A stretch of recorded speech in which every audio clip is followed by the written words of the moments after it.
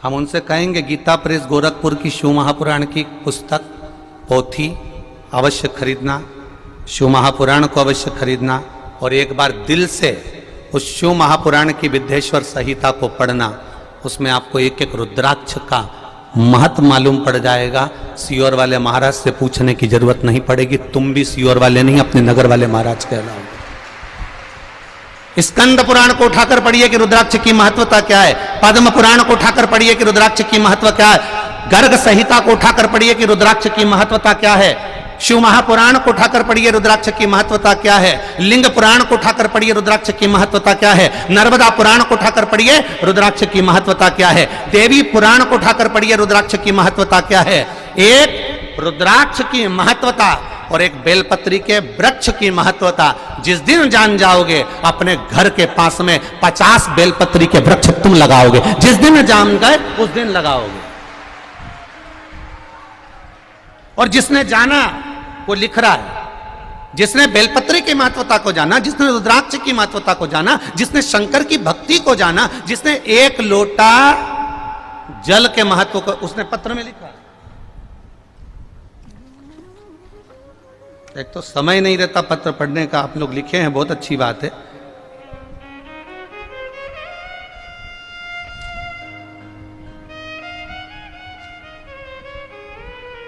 महाराष्ट्र नासिक से शेला निम्बार कुमावत सिडको से हैं। कहीं बैठे हो तो हाथ हिलाइएगा, दोनों हाथ हिला दीजिएगा। कहीं बैठे हो, अगर दूर हो तो बात दूसरी है। कहीं चैनल वालों को दिख जाए तो जरूर खींच कर दिख गए, दोनों हाथ हिला दीजिएगा कहीं बैठे हो तो। महाराष्ट्र नासिक सिडको से शेला निम्बार कुमावत, आप ही हैं?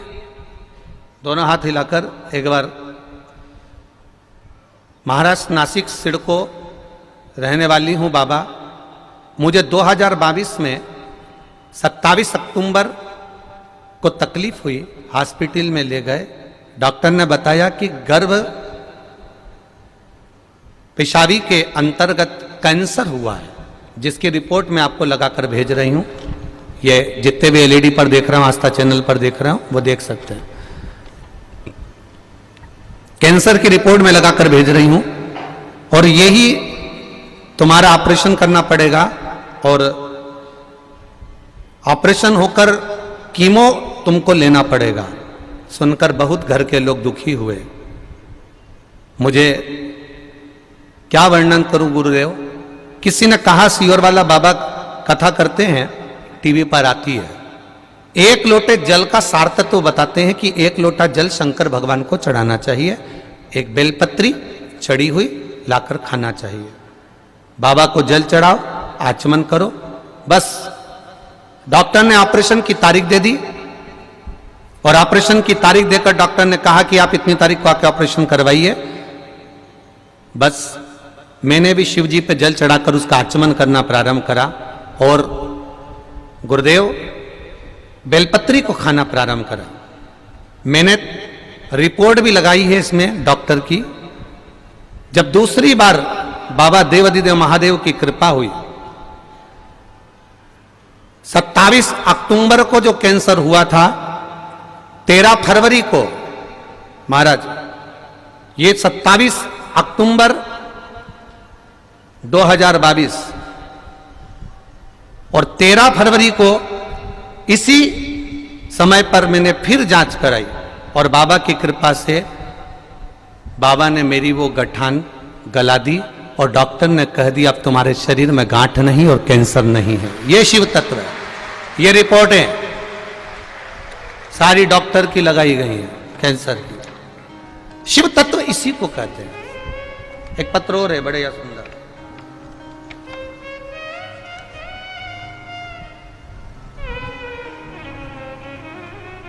मैं सोनी सिंह, पत्नी राजेश सिंह, रिशाल सिंह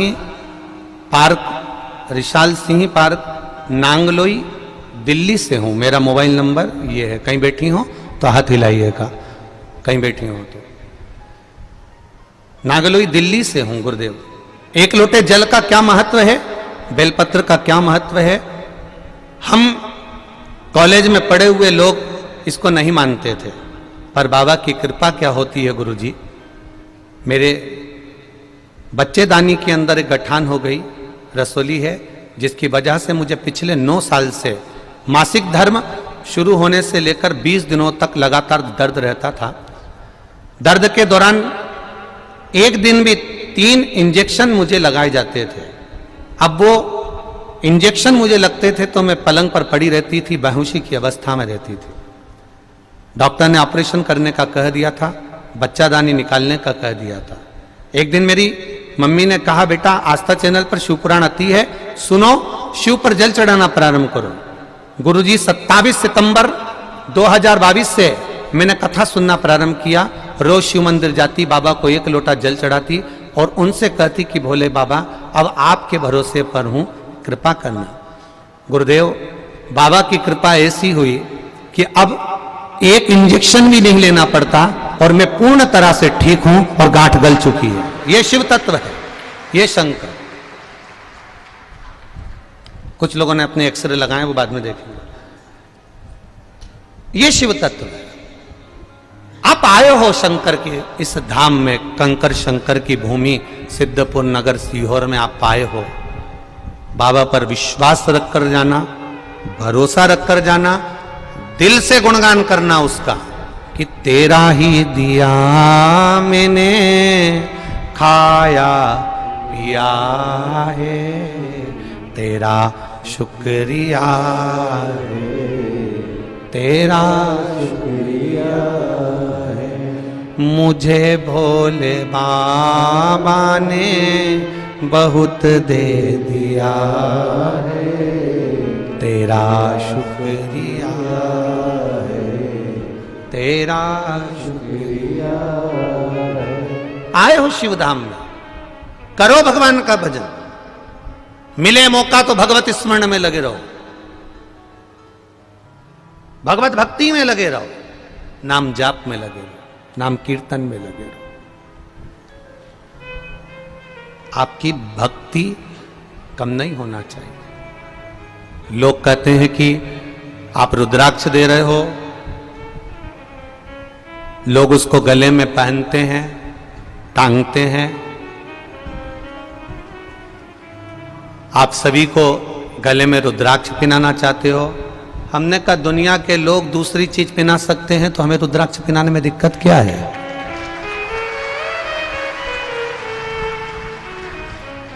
क्या तकलीफ?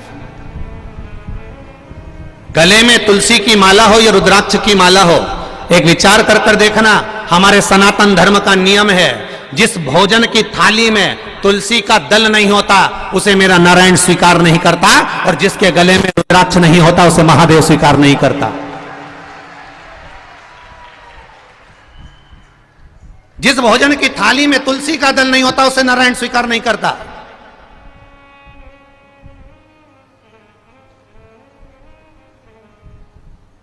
एक तुलसी की माला या रुद्राक्ष की माला या रुद्राक्ष तुम्हारे गले में है, तुम शिव के हो, तुम नारायण के हो। ये तुम्हारी कंपनी का ट्रेडमार्क है कि तुम किस ब्रांड के हो।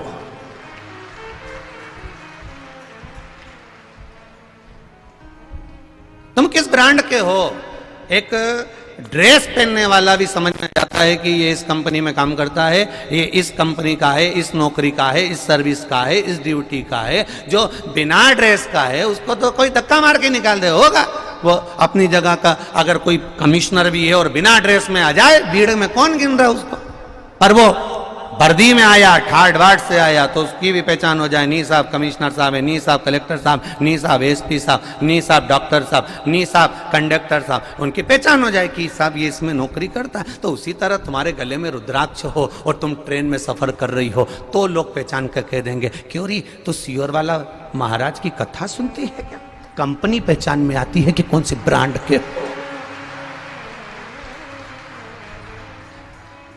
शिव तत्व को जानने का मौका मिले, एक बार गीता प्रेस गोरखपुर की शिव महापुराण कथा का स्मरण करिएगा, स्मरण करिए। शिव तत्व को जानने का मौका मिलेगा।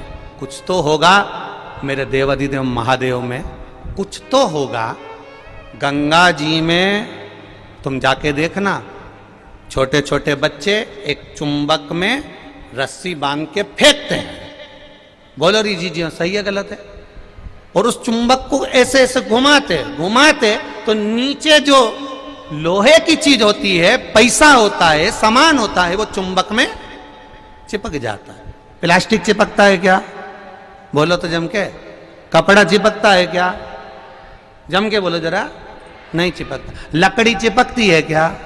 नहीं चिपकती। बस जो पैसा है, जो लोहा है, जो चुंबक जिसको चिपका सकती है, वो उससे चिपक रहा है। उसी तरह शिव महापुराण की कथा है, कुबेरेश्वर धाम में आप आए हो तो तुम साधारण नहीं हो, उसने तुम्हें चिपकाया है, इसलिए खींच कर बुलाया। उसने खींच कर बुलाया। किसी के यहां चावल गए पीले वाले, पत्रिका गई, बोलो तो सही, तुम उसमें के हो, तुम्हारी पड़ोसन पत्रिका नहीं दे तो तुम जाओ नहीं। तुम्हारा रिश्तेदार तुम्हें बुलौआ में नहीं बुलाए तो तुम बुलौआ में नहीं जाओ। बस केवल निमंत्रण सीओर वाला महाराज ने नहीं दिया, निमंत्रण तो मेरा कुबेर भंडारी ने इशारा करा और आपका आगमन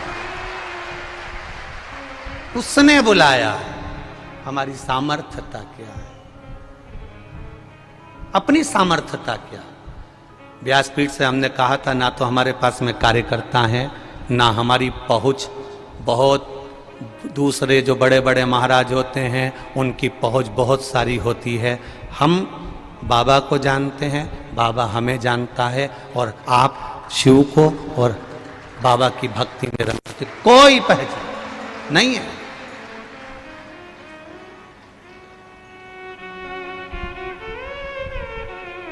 करो भक्ति।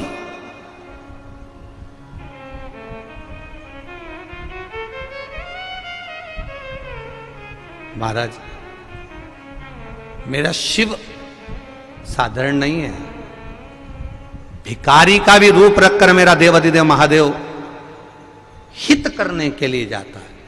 इसलिए तो भगवान के 19 अवतार में से एक अवतार होता है भिक्षु वर्य अवतार।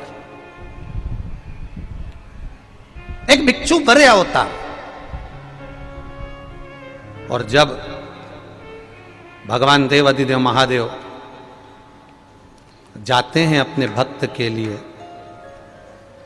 पहुंचते हैं अपने भक्त के लिए, तब शिव साधारण नहीं होता। विदर्भ नरेश राजा सत्यारथ, जो विदर्भ का राजा था, शिव की आराधना में 24 घंटे डूबा रहता था। 24 घंटे डूबा है शिव की आराधना। ऐसा कोई दिन, ऐसा कोई पल, ऐसी कोई घड़ी नहीं गई, ऐसा कोई पल, ऐसी कोई घड़ी नहीं गई जिससे सत्यरथ शिव की भक्ति में नहीं डूबा। श्वास श्वास में राम रटो, वृथा जन्म मत खोए, ना जाने इस श्वास का फिर आवन होए ना होए। जितना समय मिले आप भजन करो। हम आरती के समय पर आपको रोज बोलते हैं कि जितना समय मिले श्री शिवाय नमस्तुभ्यं। आए हो तो भज लो, नहीं आते तो घर में भजते। आए हो तो कंकर शंकर की भूमि पर पड़े रहो, आए हो तो कंकर शंकर की भूमि पर पड़े रहकर शिव तत्व का स्मरण करो, भजो उसको।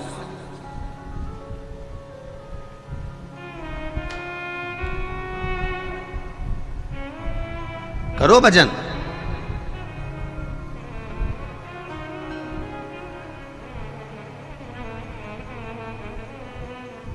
और जब भजन का बल बढ़ेगा तो अपने आप आप एक बार पुकारो, 2 बार पुकारो, 3 बार पुकारो, 4 बार पुकारो, सुनेगा तो सही। आप में से कई लोग आप में से कितने ही नाम होंगे आप लोगों के, कोई यहां से आवाज लगा दे, चलता चलता चिल्ला दे, ए लीलाबाई, अरे ओ लीलाबाई, लीलाबाई एक बार नहीं देखेगी, 2 बार नहीं देखेगी, फिर चिल्लाया, ए लीलाबाई, ए कमलेश, ए विमलेश, उसने आवाज लगाई, 1 बार नहीं सुनेगा, 2 बार नहीं सुनेगा, तीसरी बार नहीं सुनेगा, पर यह विश्वास करता है कि जिसको तुमने आवाज लगाई है, तुम 2 बार 3 बार 4 बार आवाज लगा कर देखना, कोई विमलेश कमलेश लीलाबाई होगी तो वो पलट कर जरूर देखेगी। उसी तरह तुम अगर महादेव को बार बार पुकारोगे तो 1 बार पलट कर जरूर देखेगा। उसको पुकारो, राम राम रटते रहो जब तक घट में प्राण। आप पुकारो उसको, भजन करो उसका, स्मरण करो उसका, भक्ति करो उसकी, भजन करो उसका, और उसकी भक्ति की अविरलता को बढ़ा लो, उसके भजन की अविरलता। कई लोगों ने कहा गुरुजी रुद्राक्ष नहीं मिला हमको, रुद्राक्ष प्राप्त नहीं हुआ। हमने कहा चिंता मत करो, बाबा देगा, ये निश्चित है। और किस रूप में आकर देगा तो लोग भी नहीं समझ पाएंगे, देगा जरूर।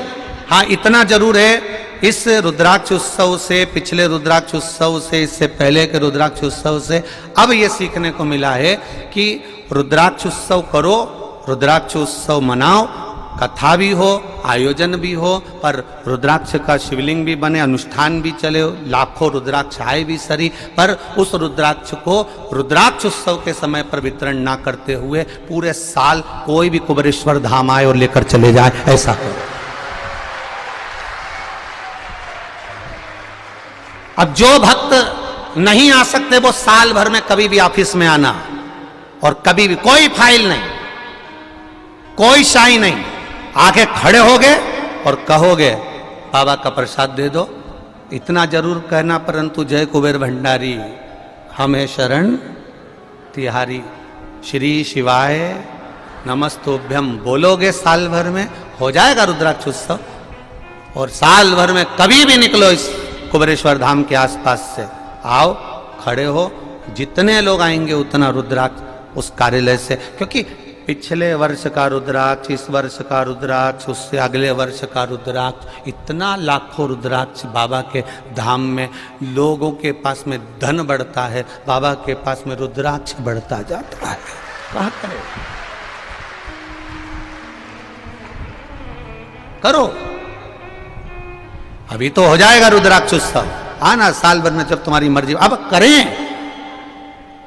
और रुद्राक्ष उत्सव के समय पर लोग समझ रहे हो कि ये रुद्राक्ष की भीड़ है, ये रुद्राक्ष की नहीं है, ये तो बाबा के गण है, गण शिव गण, ये जाते ही ऐसे। प्रत्येक कथा में आप बरानपुर की कथा का अंदाजा लगाइएगा, परभणी की कथा का अंदाजा लगाइएगा, मालेगांव की कथा का अंदाजा लगाइएगा, सारी कथाओं का अंदाजा लगाइएगा। ये गण तो कहीं कम नहीं होते, यहाँ से बढ़ते हैं, उधर जाओ तो और चौगने हो जाते हैं, वहाँ जाओ तो और चौगने हो जाते हैं, वहाँ जाओ तो और चौगने हो जाते हैं। ये तो शिव भक्त है, शंकर का भजन करने वाले हैं, स्मरण करने वाले।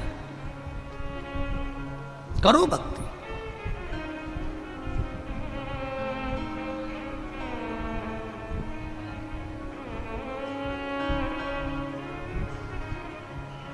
महाराज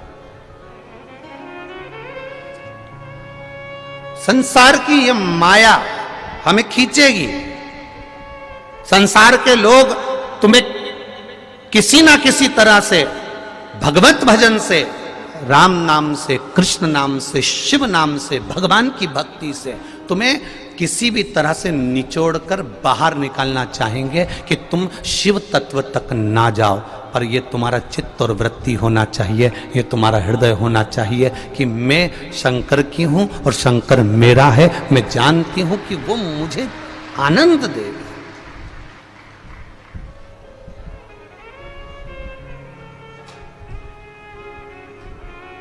हम कितने कितने भ्रम में जी रहे हैं। खुद की रोटी बनाते हैं खाने के लिए घर में तो इतनी बड़ी बनाते हैं, गाय की रोटी बनाते हैं, बोलते जाओ जरा, छोटी, कुत्ता की बनाएंगे तो और छोटी, और चिड़िया को देना होगी तो आधी, और चींटी को देना होगी तो उससे भी आधी। अब इतनी बेईमानी तो अपन अपने घर में ही कर लेते हैं, तो फिर संसार में क्या रखा।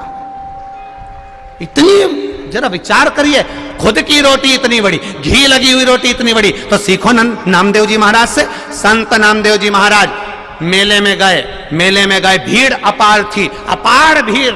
नामदेव जी महाराज जहां सत्संग करने गए, अपार भीड़, अपार, जहां देखो वहां संत नामदेव जी भजन कर रहे थे। उन्होंने देखा इतना भीड़ हो रहा है, करना क्या पड़ेगा, करेंगे क्या, क्या करें, क्या करें, अब करें क्या। तो नामदेव जी ने एक चंद्रभागा नदी के तट पर सुंदर टिक्कड़ बनाई, रोटी बनाई और रोटी बना के रखी। एक कुत्ता घूमते घूमते घूमते घूमते आया। अब कुत्ता घूमते घूमते आया, सबके पास कुत्ता गया, वहां गया तो उनने भगा दिया, वहां गया तो उनने भगा दिया, वहां गया तो उनने भगा दिया। नामदेव जी रोटी सेक रहे थे और रोटी सेकते सेकते नामदेव जी का ध्यान गया कुत्ता पर, स्वान पर। नामदेव जी ने कहा बताओ, कुत्ता आया है, और नामदेव जी अपनी रोटी में लगे रहे। कुत्ता पीछे से आया, नामदेव जी की रोटी, 4 रोटियां जो नामदेव जी ने बनाई थी उसने मुंह में पकड़ ली, पकड़कर कुत्ता भागा। नामदेव जी उसके पीछे घी की कटोरी लेकर भाग रहे हैं। ए नारायण, तू रूखी क्यों खा रहा है, घी लगाकर तो खा ले। घी की कटोरी लेकर भाग रहा है।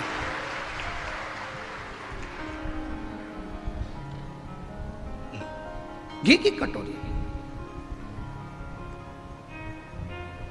माझा विठ्ठल पांडुरंगा, ये रूखी क्यों। अगर एक माया में भ्रमित व्यक्ति होता, माया में समाहित व्यक्ति होता, काम लोभ आसक्ति वासना तृष्णा से गिरा हुआ व्यक्ति होता, तो वो रोटी छुड़ाने के लिए जाता, या फिर कुत्ते को पत्थर मार देता, या फिर लकड़ी से मार देता, पर मारा नहीं, घी की कटोरी लेकर जा रहे हैं। लोगों ने पूछा नामदेव जी तुम पागल हो गए हो, कुत्ते के पीछे घी की कटोरी लेकर जा रहे हो।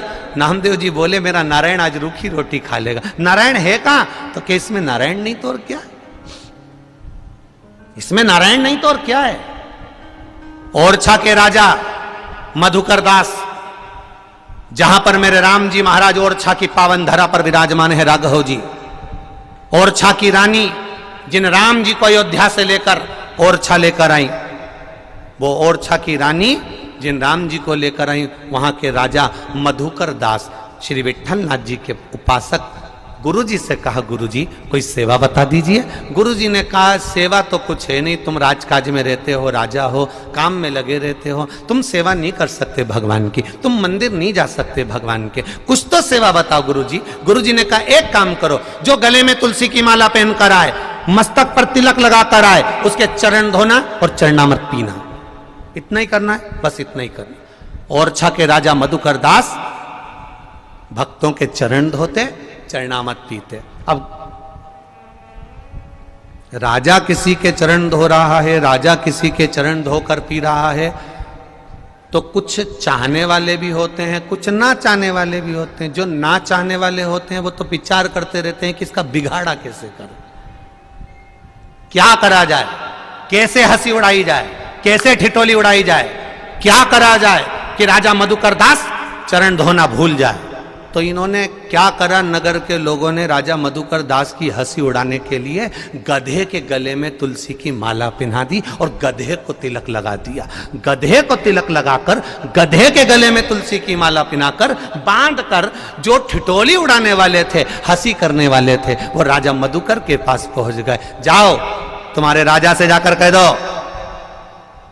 नगर के लोग आए, कोई भक्त आया है, कोई वैष्णव आया है।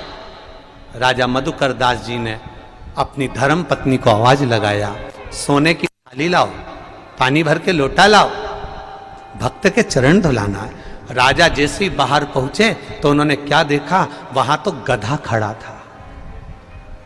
कौन खड़ा है? गधा खड़ा है।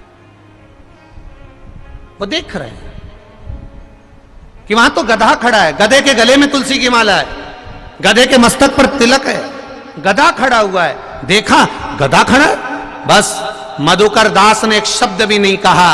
अपने नगर के लोगों को देखा कि वाह रे वाह, मैं चरण धुलाकर चरणामत पीता हूं तो तुम मेरी हंसी उड़ा रहे हो। कोई बात नहीं, उड़ा लो। आज गधा तुलसी की माला पहनकर आया है, तिलक लगाकर आया है।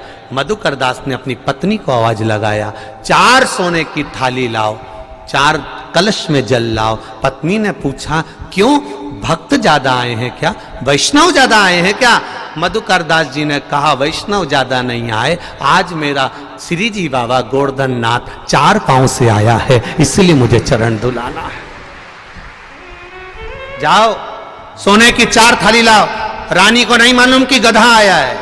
रानी गई, सोने की 4 थाली लेकर आई, कलश में जल लेकर आई। रानी ने राजा को पास में आकर कहा, ये तो गधा है, इसके चरण धुलाकर कैसे पियोगे? राजा ने कहा, नहीं, इसके मस्तक पर तिलक लगा है, गले में तुलसी की माला पहना है, ये गधा नहीं हो सकता, मैं चरण धुलाऊंगा। चरण धुलाए, पूरे नगर के लोग जो हंस रहे थे, ठिठोली कर रहे थे, अपशब्द कह रहे थे, ताने दे रहे थे, राजा ने चरण धुलाया, सोने की थाली में जल भरकर पीने लगे। उतनी देर में तो गधे में भी मेरा श्रीनाथ जी प्रकट हो गया, गोवर्धन नाथ प्रकट हो गया।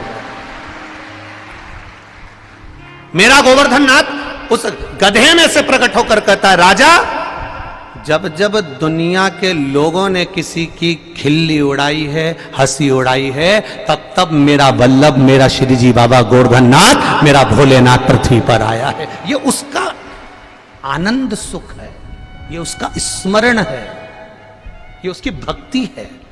नामदेव जी को उड़ाया तो नामदेव जी ने पांडुरंगा का मंदिर, नामदेव जी ने करा क्या था, ये छिपा समाज का मंदिर के अंदर आ रहा है। उठाया नामदेव जी को, उठाकर मंदिर के पीछे फेंक दिया। नामदेव जी ने कहा, मेरा भगवान कभी जात नहीं देखता, अगर जात देखता तो रविदास जी के सामने मेरा नारायण प्रकट नहीं होता, वाल्मीकि के सामने मेरा नारायण प्रकट नहीं होता, रैदास जी के सामने मेरा भगवान प्रकट नहीं होता। ये मेरा भगवान नहीं देखता, सेन महाराज के सामने मेरा भगवान प्रकट नहीं होता। भगवान जात नहीं देखता, भगवान तो दिल देखता है, मन देखता है। नामदेव जी को मंदिर के लोगों ने मंदिर के पीछे फेंक दिया, भगवान ने भी। अब नामदेव जी पीछे, मंदिर के पीछे, दरवाजा उधर, मंदिर का पीछे का दरवाजा, दीवार उधर, नामदेव जी उधर ही गाने बैठ गए, विठ्ठल विठ्ठल विठ्ठल विठ्ठल। बस जो पुकारा, मंदिर का दरवाजा ही घूम गया। नामदेव जी के सामने मंदिर का दरवाजा था। नामदेव जी ने हरि विठ्ठल से कहा, नाथ नारायण, आज मेरे लिए आपने दरवाजा बदल दिया। भगवान कहते हैं, मेरा भक्त जब पुकारता है तो मुझे वैकुंठ छोड़कर भी आना पड़ता है, वैकुंठ छोड़कर। इस भक्ति को देखो तो, संसार के लोगों में ऐसी अविरल भक्ति, ऐसी सनातन धर्म की अविरल भक्ति शायद भूतों न भविष्य से देखने को मिलेगी, कभी नहीं मिल सकती। सुबह 6 बजे से लेकर रात्रि तक धूप में बैठे हुए हो, धूप में पड़े हुए हो, भोजन के लिए लाइन लगा रहे हो, जल के लिए लाइन लगा रहे हो। जरा विचार करना मेरे भोलेनाथ, दुनिया के लोग केवल शिवरात्रि का व्रत करते हैं, उपास करते हैं, तप करते हैं, साधना करते हो। 7 दिन की तप साधना तुमसे बड़ी दुनिया में कोई नहीं कर सकता। ये अविरल भक्ति है। सवेरे 6 बजे से लेकर रात्रि के समय तक धूप में पड़े रहना, खुले में पड़े रहना, भजन करना, कीर्तन करना, आनंद करना। जो कभी अपना कमरा छोड़कर हाल में नहीं सोए, कमरा छोड़कर, पलंग छोड़कर, एसी का रूम छोड़कर, पंखा छोड़कर, जो कभी किसी जगह जाकर नहीं सोए, वो बाबा के धाम में भी रात को ऐसे सोते हैं जैसे डनलफ के गद्दे पर बेग का तकिया लगाकर भगवान की भक्ति में अविरल होकर सो रहे हैं। जो नींद को तरसते थे, घर पे नींद नहीं आती थी, 12-1 बजे तक मोबाइल चलाते थे, अब तो मोबाइल भी डिस्चार्ज पड़ा है, न चले न भले। भगवान ने कहा, तू मेरे लिए आया है, मोबाइल के लिए नहीं आया। मोबाइल चालू रहता तो तू वहां लगा रहता, मैं यहां पे बैठी हूं, दिख रही हूं। अगर मोबाइल चालू होता तो तुम 24 घंटे लगे होते। अभी जरा सा या आस्था वाला भैया तुमको कैमरा दिखाता तो तुम हाथ हिलाने लगता।